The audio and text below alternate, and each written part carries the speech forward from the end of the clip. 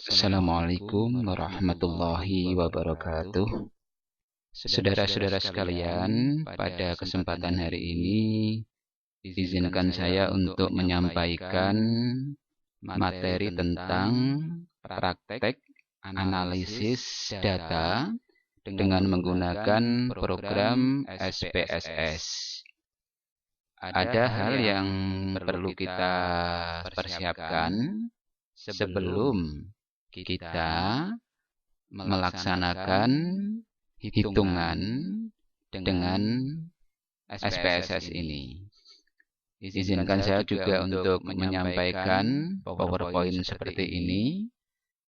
Yang pertama yang mesti harus kita pahami adalah pengukuran variabel sebagaimana sudah kita sampaikan pada pertemuan sebelumnya, bahwa yang kita ukur adalah variabel bebas. Di dalam contoh video ini adalah intensitas pengajian rutin. Kemudian variabel terikatnya pemahaman sholat.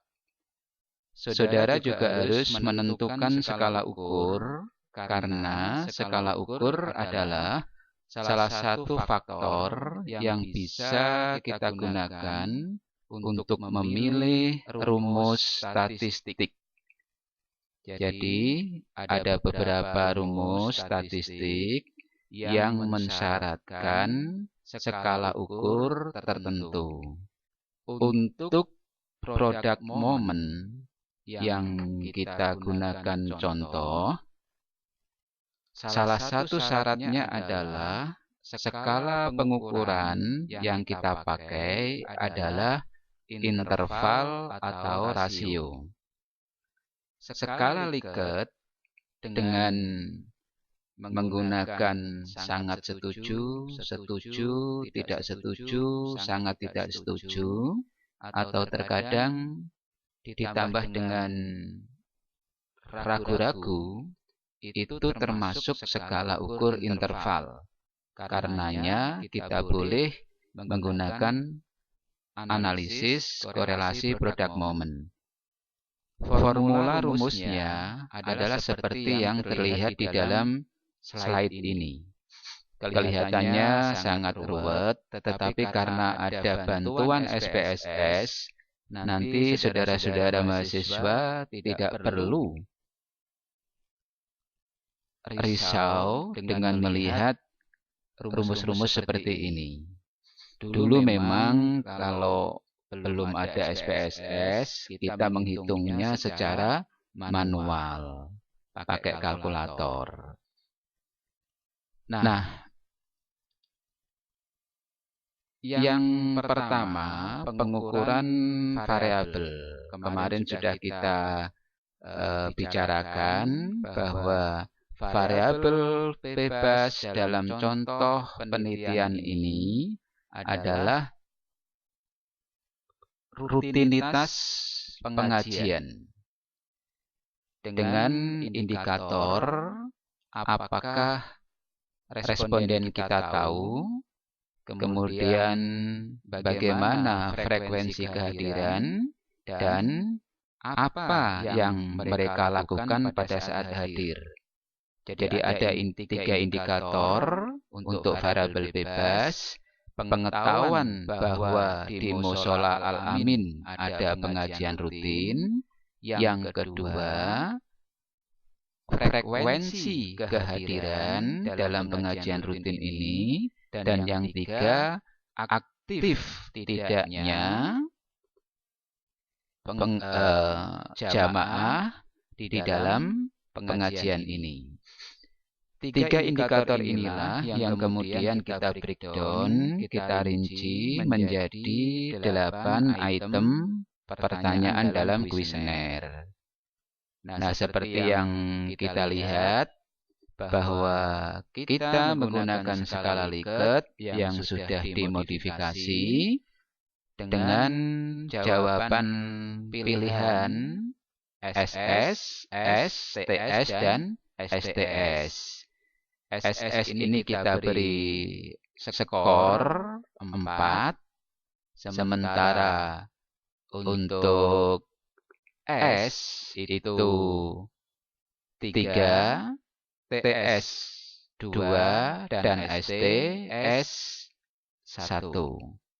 Nah, ini nanti harus kita ingat-ingat ketika melakukan editing angket yang sudah dikembalikan oleh responden, kita harus meneliti satu persatu. Responden pertama menjawab pertanyaan variabel bebas nomor 1, dia jawab apa, lalu kita beri scoring di situ. Demikian juga untuk variabel terikat, sama. Kemarin kita menggunakan contoh pengetahuan sholat. Pengetahuan sholat itu kita ukur dengan menggunakan satu indikatornya, mengerti syarat dan rukunnya. Kemudian ada keinginan untuk melaksanakan sholat sesuai dengan rukun dan syaratnya. Juga mampu membedakan antara syarat dan rukun. Nah, ketika kita sudah mendapatkan kembali kuesioner kita dari responden, maka langkah yang kedua atau berikutnya adalah kita membuat tabel atau tabulasi. Nah, ini tabel untuk variabel bebas dengan format seperti ini. Perhatikan, yang saya beri warna kuning itu adalah nomor item pertanyaan. Sehingga di situ tertera 1, 2, 3, 4, 5, 6, 7, dan 8. Sementara angka di bawah responden atau di kolom responden yang ke bawah, angka 1 sampai 15 itu adalah mewakili responden. Responden pertama, kedua, dan ketiga, serta seterusnya. Sementara angka yang ada di sel persilangan 1 dan 1 ini, ya, saya tunjuk pakai kursor. Ada 4, 3, 4, 2, 1, 4, 3, dan 3.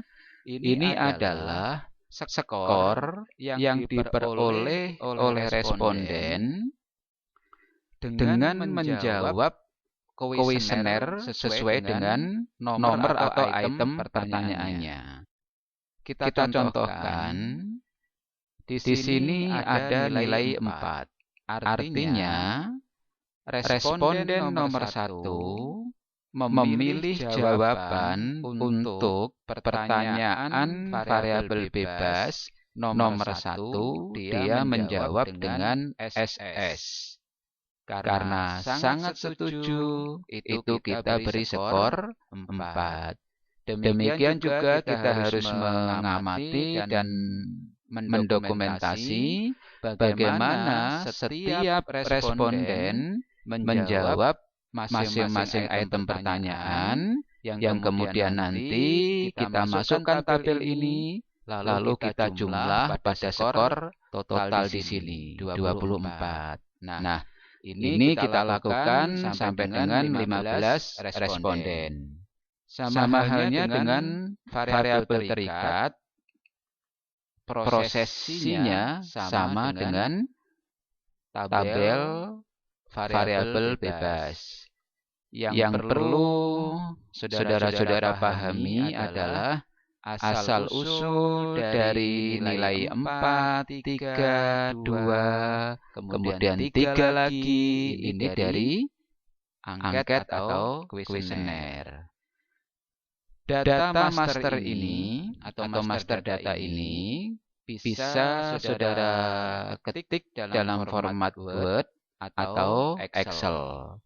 Kemudian harus disimpan filenya untuk apa? Nanti untuk kita copy, kemudian kita paste ke SPSS. Nah, ini master data persiapan untuk praktek atau analisis pakai SPSS. Kemudian yang harus saya sampaikan juga bahwa di samping syarat skala ukurnya pakai interval atau skala Likert atau rasio, kita diizinkan untuk menggunakan rumus atau uji produk momen. Syarat yang kedua adalah data kita berdistribusi normal. Yang kedua, hubungannya linear. Nanti kita akan praktek bagaimana untuk melakukan uji normalitas data. Pertama, kita masukkan data skor variabel X dan variabel Y. Kemudian kita klik analyze. Kemudian pilih regression, kemudian linear. Pada kotak dialog kita klik variabel bebas ke independen dan variabel terikat ke dependen. Lalu kita klik save. Kemudian ada kotak dialog. Pada poin residual dan unstandard kita kasih centang. Nanti akan keluar output dari hasil penghitungan SPSS. Untuk bisa menyimpulkan apakah data kita berdistribusi normal atau tidak, maka nanti teman-teman lihat nilai signifikansi. Kalau nilai signifikansi itu lebih besar dari 0,05, maka distribusi data kita dikatakan normal. Tetapi kalau kurang dari 0,05, distribusi data kita kategorinya tidak normal. Kita akan melanjutkan bagaimana nanti kalau sudah keluar output hasil penghitungan SPSS dengan menggunakan korelasi produk momen. Yang harus kita ingat bahwa angka korelasi itu akan berada di kisaran 0, negatif 1, atau positif 1. Biasanya untuk positif 1 itu tanda positifnya tidak dituliskan.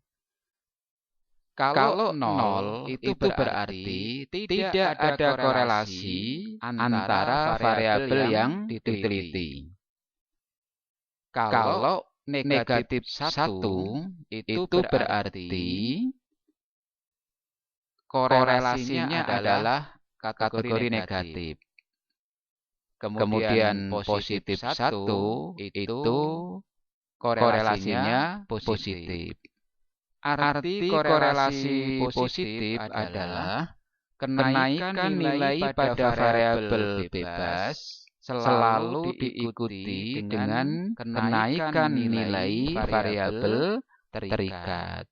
Atau sebaliknya, penurunan nilai variabel bebas selalu diikuti oleh penurunan nilai variabel terikat. Itu yang disebut dengan korelasi positif. Sedangkan korelasi negatif adalah naiknya nilai variabel bebas diikuti dengan turunnya nilai variabel terikat. Atau turunnya nilai variabel bebas diikuti dengan naiknya nilai variabel terikat. Itu pemahamannya.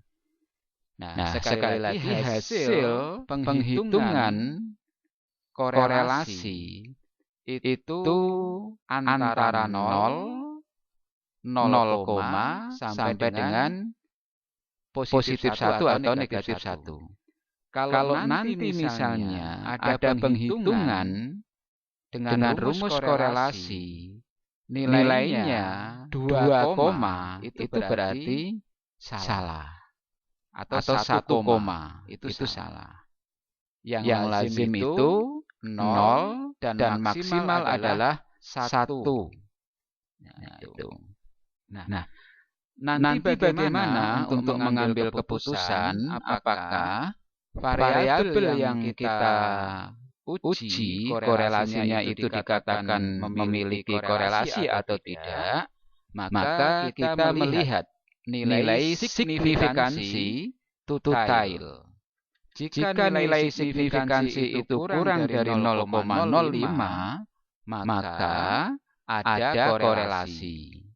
Jika nilai signifikansi lebih dari 0,05, berarti tidak ada korelasi. Jika ada korelasi, maka nanti kita lihat nilai korelasinya itu berapa. Jika berada di interval 0,00 sampai 0,25, berarti korelasinya sangat lemah. Terdapat korelasi tetapi sangat lemah.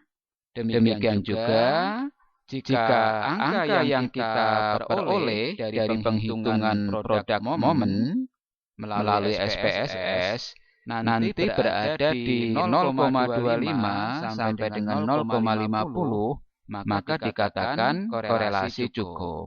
Nah, kalau yang kita dapatkan ada atau tidak ada korelasi ini, itu untuk menjawab rumusan masalah pertama yang bunyinya apakah terdapat korelasi antara rutinitas pengajian dengan pengetahuan agama. Sementara rumusan masalah kedua yang berbunyi bagaimana tingkat korelasinya itu dijawab dengan kekuatan korelasi. Itu ya saya kira. Nah, kita akan coba lanjutkan dengan langsung praktek pada SPSS. Nah, sebelum praktek SPSS, saya kembali ingin mengingatkan agar di laptop atau komputer saudara itu sudah terinstall aplikasi SPSS seperti ini. Banyak versinya, ada SPSS 16, 19. Nah, kebetulan saya pakai dua-dua. Nah, pertama kali kita klik dua kali. Kita tunggu, sedang proses. Nah, ini sudah mulai keluar. Nah, tampilan pertama akan seperti ini. Kemudian kita klik cancel. Nah, akan seperti ini. Saudara-saudara perhatikan di worksheet atau kertas kerja ini ada banyak kolom dan banyak baris. Yang mesti harus diperhatikan pertama kali adalah ada data view dan variable view di sebelah kiri bawah. Pertama kali kita harus mengisi variable view. Kita klik. Nah, kita beri nama di sini sesuai dengan variabel kita, variabel X, kemudian type numerik, kemudian nilai desimal kita isi dengan 0, kemudian label itu sesuai dengan bunyi variabel X-nya, yaitu intensitas pengajian. Lalu kita langsung ke sini. Pengukurannya pakai skala. Scale itu untuk interval dan rasio. Variabel Y demikian juga. Desimalnya kita isi kosong. Kemudian labelnya kita isi sesuai dengan nama variabel kita. Pengetahuan agama. Nah, kayak gitu. Kemudian kita pakai skala ukur scale. Nah, karena misalnya kita ingin juga menganalisis variabel jenis kelamin, maka kita tambahkan variabel JK. Kemudian ini kita nolkan, lalu kita isi dengan jenis kelamin. Nah, ini harus ada values. Nah, ini satu untuk mewakili laki-laki. Kita add. Kedua, bisa kita kasih value 2 untuk kategori perempuan. Kita add. Nah, ini harus kita ingat-ingat nanti. Yang kita masukkan adalah 1 dan 2. Jika responden kita nomor 1 itu perempuan, maka nanti pada kolom jenis kelamin kita entry 2. Sebaliknya, kalau laki-laki kita kasih 1. Nah, kita oke. Langsung, karena jenis kelamin itu masuk skala ukur nominal, kita klik nominal. Kemudian kalau kita ingin memasukkan variabel pendidikan, kita juga tulis di sini PD. Nah, ini pada kolom desimal kita nolkan, kita di sini pendidikan. Nah, pendidikan kita akan isi sesuai dengan angket. Misalnya kalau kita menggunakan 1 untuk misalnya SD, kemudian 2 untuk SMP, 3 untuk SMA, kemudian 4 untuk sarjana. Nah, maka ini juga mengikuti skala nominal. Nah, ini artinya apa? Nanti kita akan bisa menganalisis bukan hanya bagaimana hubungan antara variabel intensitas mengikuti pengajian dengan pengetahuan agama, tetapi nanti kita bisa menganalisis apakah ada perbedaan tingkat pendidikan dengan pengetahuan agama. Apakah ada perbedaan antara jenis kelamin jamaah dengan tingkat keaktifan? Seperti itu. Jadi kita masukkan di sini. Kemudian setelah ini selesai, kita tinggal melakukan penghitungan tadi. Nah, di sini sudah muncul variabel X, variabel Y, variabel jenis kelamin, dan variabel pendidikan. Nah, kita persiapkan data yang tadi. Yang kita butuhkan adalah skor akhir ini. Nah, kita lihat. Di sini kita copy. Lalu kita copy dan kita buka SPSS tadi, kita taruh di variabel X, kita paste di sini, sudah keluar. Kemudian untuk mengisi variabel Y, kita juga sama prosesnya. Total ini kita copy, kemudian kita buka lagi, kita masukkan di kolom variabel Y, kita paste. Kemudian kita untuk mengisi jenis kelamin, kita copy, kemudian kita masukkan pada kolom jenis kelamin, kita paste.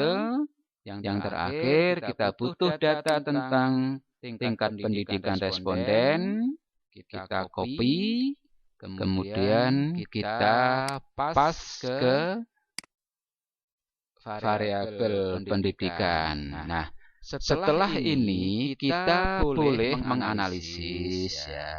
Caranya ini analisis. Yang pertama tadi yang akan kita analisis adalah apakah data variabel kita itu normal atau tidak. Nah, karena tadi persyaratannya data yang akan kita analisis menggunakan rumus product moment itu harus berdistribusi normal dan hubungannya linear. Oleh karenanya kita akan menganalisis normalitas data. Kita klik di sini tadi, kemudian kita pilih regresi. Ya, kita pilih regresi. Ya, mana regresi ini? Kita pilih linear. Nah, kemudian ya, ini ada intensitas pengajian, itu variabel independen, kemudian pengetahuan agama, itu dependen. Nah, ini dulu yang kita perlukan. Kemudian kita save. Lalu kini yang tadi harus centang dan unstandard ini, kemudian kita continue, lalu kita oke. Nah, ini hasilnya. Nah, untuk bisa ngecek ya, apakah data kita normal atau tidak, maka di sini 0,74 dan 0,04. Lebih besar mana 0,04 dengan 0,05? Kayak itu. Nah, kita kembali kalau misalnya kita ingin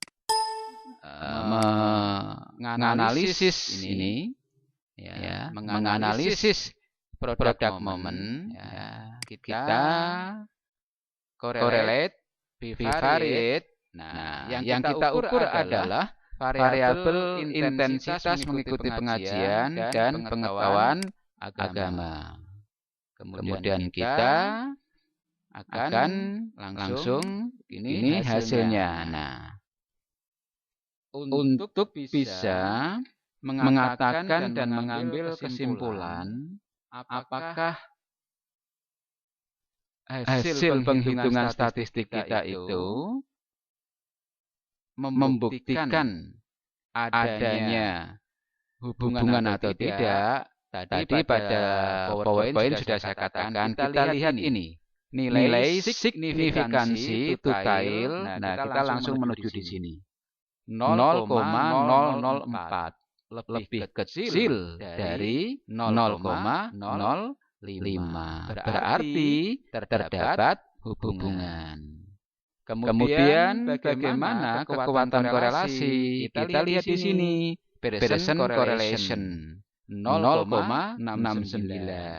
Berarti dia berada di 0,50 sampai dengan 0,75. Berarti korelasinya kuat. Nah, demikianlah saudara-saudara sekalian yang bisa saya sampaikan. Semoga bermanfaat dan bisa dipahami. Jika masih ada pertanyaan, bisa kita diskusikan. Wabillahi taufiq wal hidayah. Wassalamualaikum warahmatullahi wabarakatuh.